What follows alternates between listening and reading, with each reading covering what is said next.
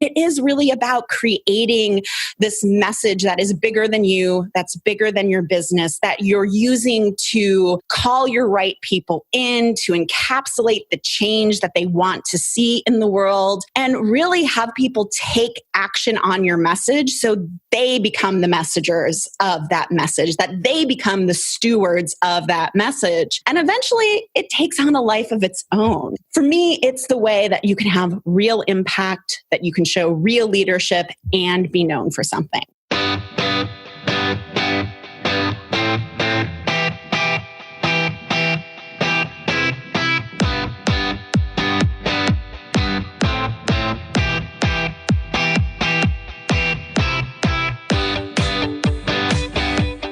Hey, what's going on? Welcome to the Biz Women Rock podcast. I'm your host, Katie Krimitzos. If you are passionate about growth in your business, if you are growing a purpose-driven business, and you want access to education, to resources, and to other amazing businesswomen who can help you do it better every single day, then this is the podcast for you.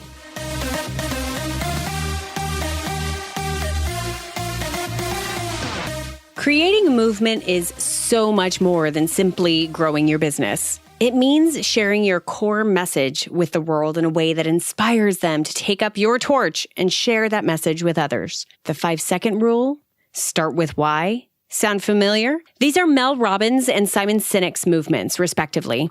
And there is a very specific formula the most successful movement makers follow in order for it to be impactful, catchy, shareable, impactful for their business, and ultimately for the movement to live beyond themselves. And Michelle Mazur has one of the most simple ways to do it really well. She's a woman who believes that communication can change the world. After getting her PhD and teaching communication at the University of Hawaii, she went into corporate and found that she was spending a lot of her time crafting the high-level executive speeches and letters. So she went out on her own eventually, coaching and training people to write speeches that actually made a difference. That created a movement. But then at the end of 2017, she realized that she was just done with that conversation, done with teaching all of the how-to for speaking and getting booked to speak. So she pivoted and stumbled upon her next evolution, sharing her own message with all business owners, not just speakers,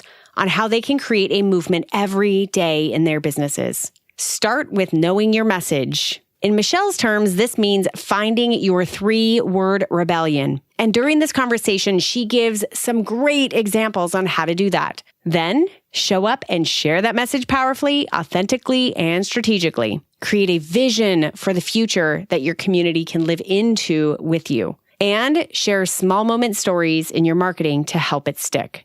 I'm shortening it all here, but honestly, Michelle goes into so many practical steps that you can implement immediately to help you share your core message to more and more people and to create a movement that helps that message live way beyond you. So enjoy this conversation with Michelle. Michelle, what is going on, girl? I'm so excited that you're on the show. I'm so excited to be here. I'm really looking forward to this conversation. Me too. So I have to tell you, and I did tell you this in the pre-chat, one of the things that really stood out when I read about you, and the reason why I'm having you on the show is because you talk a lot about, and you teach a lot about how to start a movement, how to incite a movement in other people. Mm-hmm. You have in the past done that really through the lens of giving talks and speeches, and we'll talk about that in a little bit. But you have expanded since then because it's so relevant for every single woman who owns her own business. And that just got me because I feel like that's something that I have a personal attachment to. I really feel like of the thousands and thousands and thousands of women at this point that I have spoken to about business, the vast majority of them are in this to like do something like, I don't want to say big in the world, but like they themselves want to live a big life. And so they're really like, it's so much more about just like their profit and loss. It's so much more about their whatever widget or service that they're selling. It's something more to them for that. And so that seems to be right in line with this whole idea of really creating a movement. So we will eventually get to talk about that. But I would love to know really how you even got involved or even started having this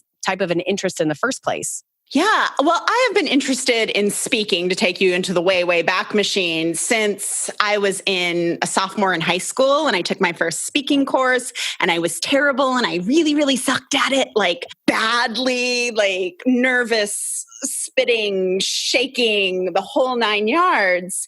And there was always something in my head that was like, this is a really important skill to master. So I decided, since I sucked so badly, that I should do it competitively. That is totally a counterintuitive thought, by the way. That's so great. I suck at this, so I'm going to go try and see if I can medal in it. Yes, right? That was exactly the thought process. It's like, I'm really bad at this. Why don't I do it competitively? That says a lot about your personality, by the way. You really love challenges, right? Like, hey, I see that there's a deficit here and I can do better. So you are somebody who really like plugs in and works hard at stuff and like, yes, really like works at some of those things that you want to be better at. That's great. Yeah.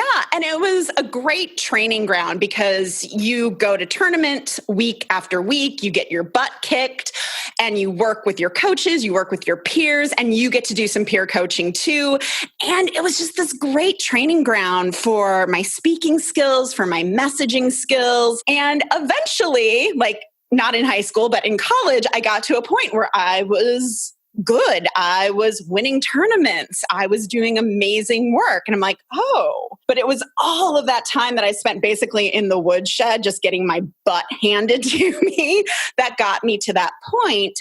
But for me, it was always about this idea that communication was important, that communication changes the world.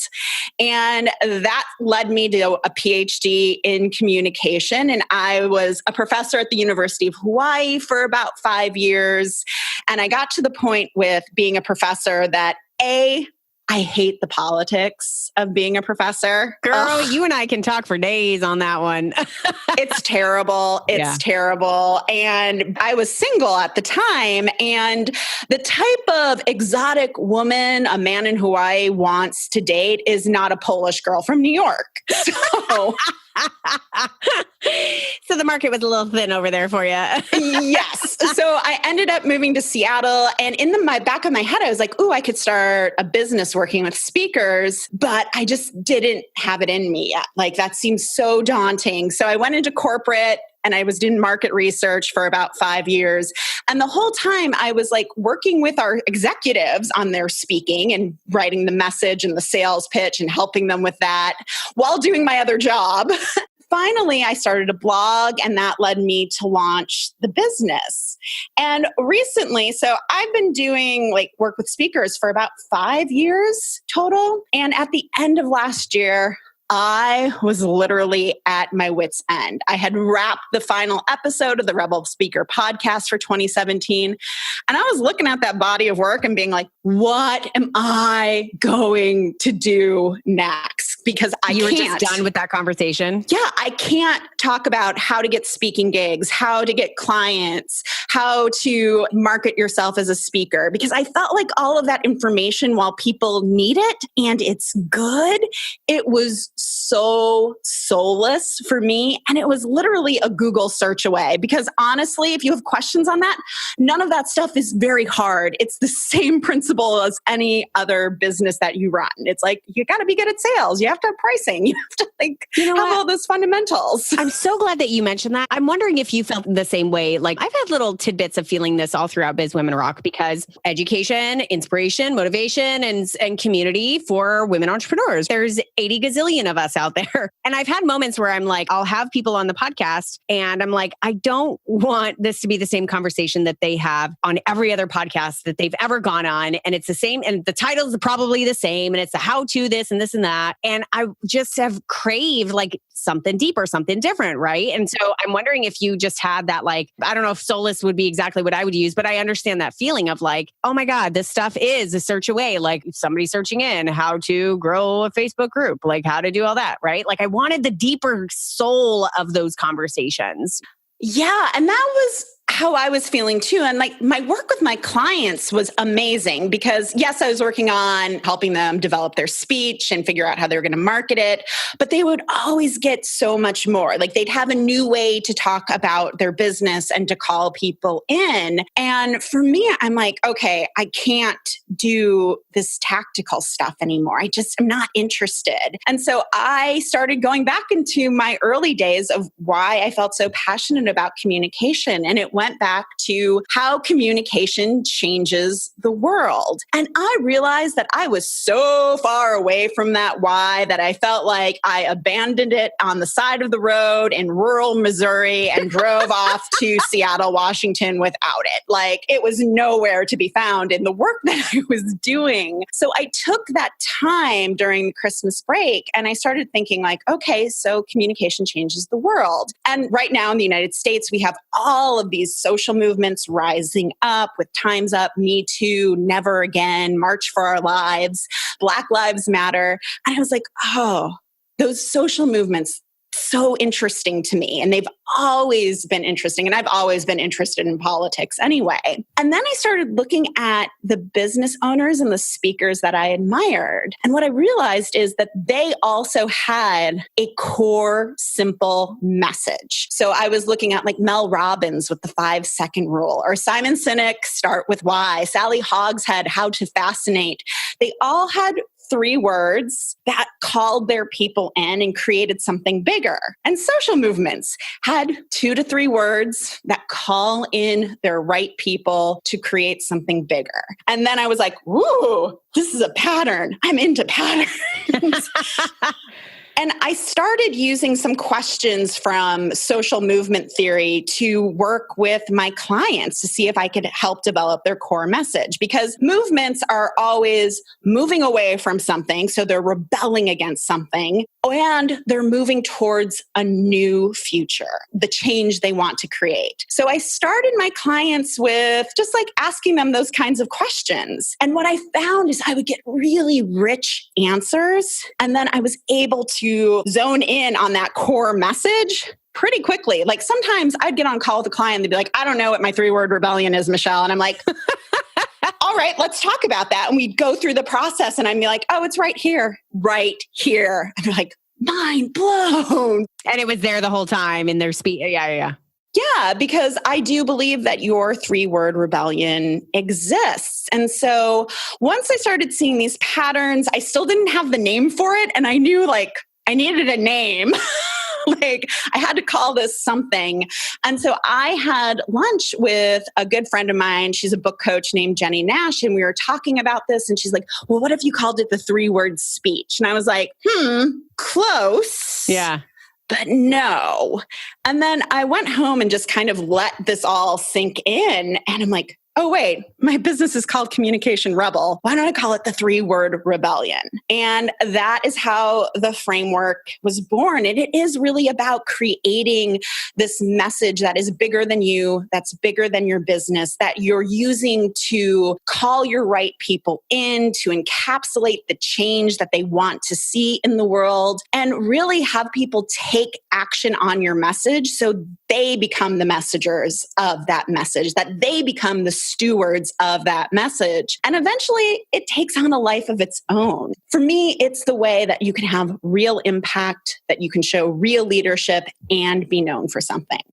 So let's talk about the practicalities of that. I mean, that has a lot of business implications, but those soul-fulfilling implications are really what I think most of us are after. Like, how do I really make a dent in this universe? How do I really show up and do something that impacts people, that really gets people on board? And you're right, there is a special skill in being able to not just do it yourself, but being able to really empower others to carry on that message for you. So let's talk about some of the practicalities of it. Yeah, sure. Do you want to talk about practicalities as like how to find that message or like how to start that movement or? I guess let's talk about maybe how to find that message because you can't really start your movement unless you know your message, right? Yes. Well, and I always saw people be so frustrated with figuring out what their message is. Like every time you sit down to write copy for your website or do an elevator pitch or think about pitching yourself for a podcast like this one or a speech, if you don't have an angle, like if you don't know what your core message is, you can't get the traction. You can't make that impact. I mean, I struggled with that for years, like figuring out, well, my 3-word rebellion is 3-word rebellion, but it was really difficult for me to like hone in on that. So with the process that I've created, and anyone can get these questions from 3wordrebellion.com. The framework is widely available. So what I have people do is the first part of this is it's very creative and fun. It's just answering questions to do free writing. So what we do is I just ask simple questions like, what pisses you off? What are you rebelling against? What breaks your heart? And that defines the status quo and it shows me like where your strong viewpoints lie. And then from there, I'm able to ask you questions about what is the change you want to create? Because movements fail when they cannot paint a picture of possibility for their audiences. Because I think about like the Occupy Wall Street movement from years ago. They had no leadership. All they knew is they were rebelling against Wall Street and the 1%ers, and nothing happened because they didn't know what they were replacing the status quo with. There was no future to live into. No. Yeah. And as a business owner, especially business owners who are in the business of transformation like we are, we have to paint that future and we have to like have a vision for it. And so I have some questions where I ask like, okay, what is the change you want to create? What kind of world do you want to live in? And if everybody acted on what you say, like what is the world like? And then from there, if somebody's working with me, what I end up doing is I use my research skills and I read through all of that free writing and I'm able to develop themes. Like I can just pick out different themes that people are talking about over and over and over again. And so I come up with some core themes. Then I pick out some words and turns of phrases that I particularly liked and have like a word bank. And then from there, you can craft your 3-word rebellion, which is either have a rallying cry that starts with the verb, like start with why, and people say yes to that and want to find their why, or you name that change agent. So the 5-second rule is the change agent. The 3-word rebellion is the change agent. That makes people curious. That's the important part. You want to make people curious about your message. And then once we know that, we can start thinking about the audience and why they might reject your message. I don't feel that we in branding and messaging spend enough time thinking about why wouldn't people want to act? And not just like sales objections, because if you want to call people in to spread your message, you have to find those areas of resistance and then develop a plan to like remove those areas of resistance through your content, your social media, your speech, your workshop, your webinar, whatever else. But once you have that, you can really start launching that into the world. And I call that picking an inciting incident because every movement has an inciting incident. Like Rosa Parks refusing to sit in the back of the bus was an incident that incited the civil rights movement. And those are powerful. And as business owners, we can actually create those. And we see that happen all the time. Like Apple does it with every event. Or Elon Musk and SpaceX, they launched a Tesla into space with a rocket man. And that was their inciting incident. But for us business owners, we don't have to like launch a car into space. Every time we go into social media, it's an opportunity for us to call in our people to have that inciting incident. Every time we are on a podcast like this one, we can have an inciting incident. And that way, that's how our message begins to spread. But if you don't have your message, it's hard to have an inciting incident. So that leads me into the next question of why this is so universal, I believe, for every single woman entrepreneur is because all of us are thinking about our marketing, our advertising, how we're showing up, how we're attracting new people into our sphere of influence, how we're getting our message out there to the masses, right? And so when we're showing up in our everyday, when we're showing up on social media, when we're showing up for our podcast or our YouTube channel or our Instagram, whatever platforms that we do have where we are showing up, talk a little bit about why and how this actually becomes so practical. Like maybe give some case studies of like, what does this actually look like? And why is this worth talking about in such a minute way versus, because somebody might, I'm thinking like somebody might be like, dude, I'm just showing up and I'm going to launch my course down here. And so I'm going to talk about this piece of content. Like that's a how-to thing. Like, yeah, that's kind of how I'm showing up. But it's so much more than that. You have so much more potential with each of these platforms to really show up and make your movement, right? So talk a little bit about the practicalities of that. What should people know when they're showing up or even planning showing up on social media so that they can get their message out in a way where people carry the torch? Yeah. So the first thing I would say is put the how in the corner for now. Like, don't think about the how when you're trying to invite people into the movement. Because what I have seen, especially with speakers and with content, when there is so much how to, we almost create a distance between ourselves and the people who want to raise their hand and say yes to work with us or to share our content because they think, oh my gosh, she gave me this huge how-to list, right? Like I have to do all these things before I work with her, before I raise my hand and say yes. And that is not true at all. So for me, it's like, let's not talk about the how-to. We can do that a little bit on occasion, but what we really want to start focusing on when we're out there talking on social media is the what and the why and that resistance, like getting the resistance out in front and talking about that. For instance, so one of my favorite 3-word rebellions, which is actually a 4-word rebellion because there's a range. One of my clients and dear friends, her name is Ime Hisu. She has a website called My Food Allergy Advocate, and she has 300 food allergies. 300. Oh my gosh. And when she eats the wrong stuff, she ends up in the hospital. Woo. And yeah, it's not good. It's really ugly.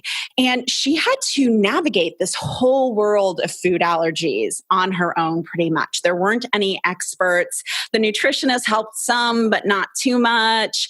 And she really had to figure out like things like, if you put stuff on your skin, you can also have an allergic reaction. And so when she and I started working together, she kept saying how I want to make food fun again. I want to make food fun again. And I'm like, well, that's your thing. Like, that's your rallying cry. That's your 3-word rebellion. Make food fun again. And for her starting point with her people they're kind of in this like, screw it phase. Like nothing is working. I'm just going to be sick forever. Like every time I feed myself.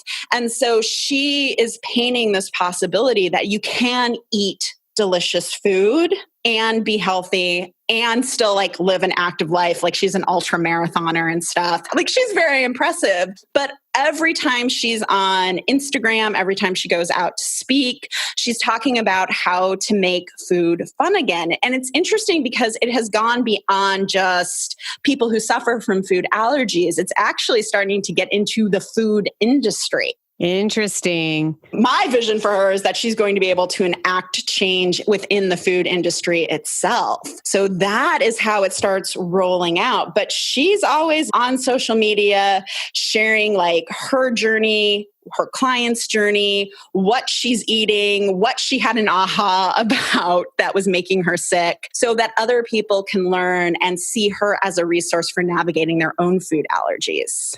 So I love the fact that you touched on one of the ways to show up and share is sharing your own story, right? Like sharing like, okay, well, here's how it works for me, or here's an experience that I had that is a direct reflection of this rebellion or of this big vision that I have, or the vision that I want people and the possibility, right? And here's the challenge that I had. And then here's sort of the other side of it. Talk a little bit about how someone can do that in a way that's impactful and like still in line. And I'm saying this because I feel like there are a lot of obviously I speak to women entrepreneurs, but there's a lot of women entrepreneurs who feel like they need to be the expert, therefore sharing just the how-to. And so how else am I supposed to show up? Like, how else am I supposed to show up other than as the expert? So talk a little bit about how you've seen your clients show up, sharing their message, but not doing it in the how-to way, sharing it in the like, here's my experience. Maybe just a couple of examples just to give people a peppered version of different ways that they could do that. Yeah, because the interesting part is like when I take people through the 3-word rebellion process, it's like, yes, we do the 3-word rebellion. We do the audience deep dive. We figure out what your talking points are to move them to action. But then we spend some time on the stories you're telling. And it's your story, yes, because people need to connect with you. However, it is not your story of like, I was poor and downtrodden and now I'm rich and famous and had a 7-figure launch and blah, blah, blah. We've heard that one 80,000 times already. Oh, and we're all so over it. So and some of that stuff is a little ethically challenging. But instead, like I encourage my clients to really identify what I call small moment stories, where it's just this like moment. You know, I shared one of mine of just like being at the end of last year and being like, I can't do this anymore.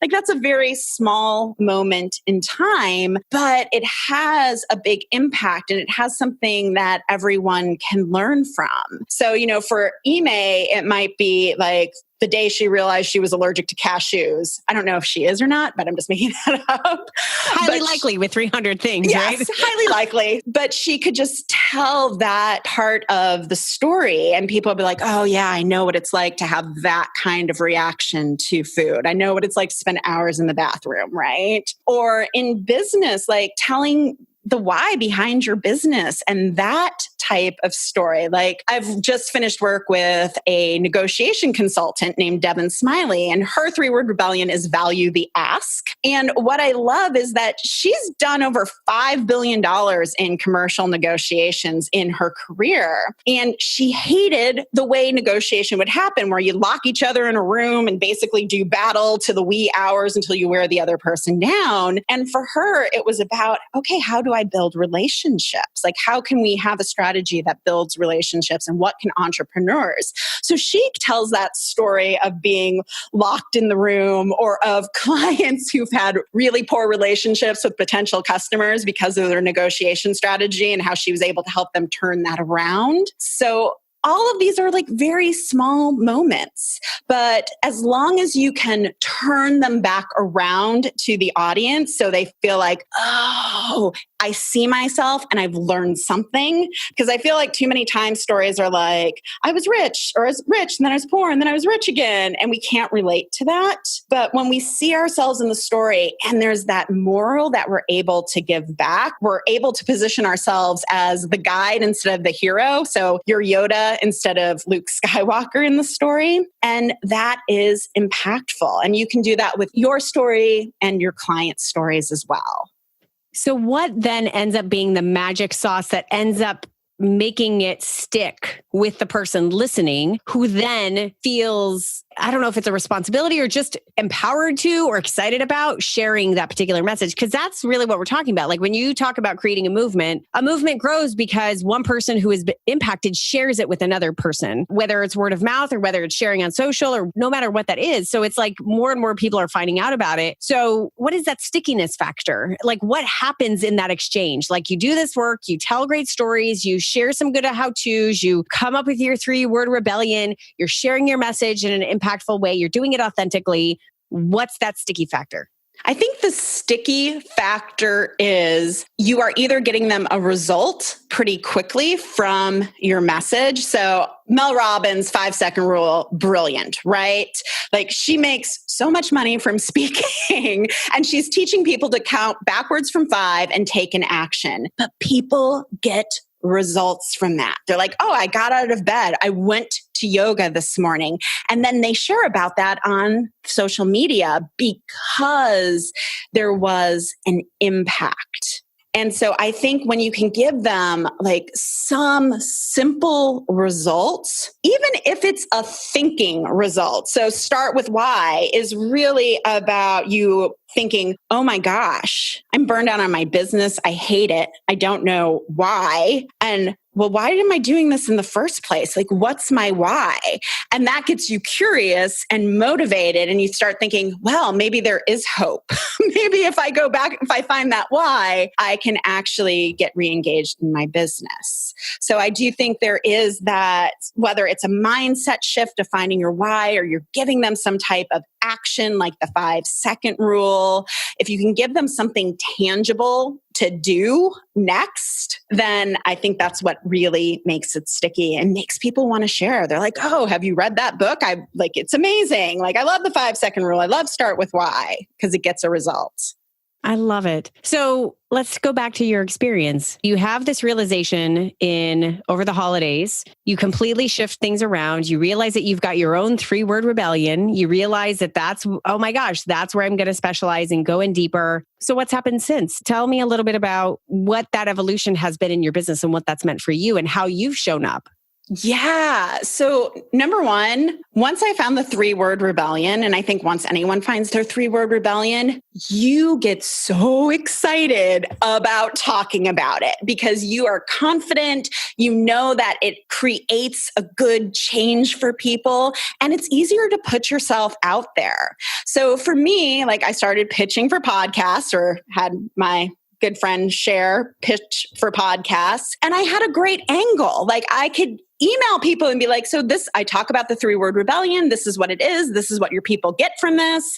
And it was easier for people to say yes. So all of a sudden I'm getting more visibility. And then as I started talking about it, people were like, well, I can't figure out my own message. Can I work with you? So I was able to create a whole new service around it that specifically just helped people create their 3-word rebellion, that audience journey, those talking points in the story, so that they had everything they need to pitch, to get out there for their website copy, for talking points when they're on sales conversations. I wanted them to have that so they could have a bigger business and support themselves and also have a greater impact in the world. And finally, after taking a several-year hiatus from speaking, because I didn't want to speak on speaking, that is way too meta for me. And whoa, does it put on a lot of pressure. Like, you're doing the thing on stage that you're talking about. Yeah, you terrible. Better be damn good, girl. Right? Every time. And I'm like, and I knew I was good on stage, but the anxiety beforehand, I was like, nope, I don't want to speak. I'm going to take a hiatus. I have other things to work on. And so now I'm like, I'm writing a new keynote speech for myself. I want to start speaking again and pitching myself. I'm done the first draft of my book. So things are really moving. And what's interesting, after working with speakers for so many years and never being like booked out, I now book out for this messaging package like a couple of months in advance, which is lovely to like look at my client roster and be like, oh, I'm taking clients now for August and September, which feels so good. And it feels like I have a sustainable business. So then I can now build on top of that and really take the time and the care and the energy it's going to take to launch this 3-word rebellion into the world.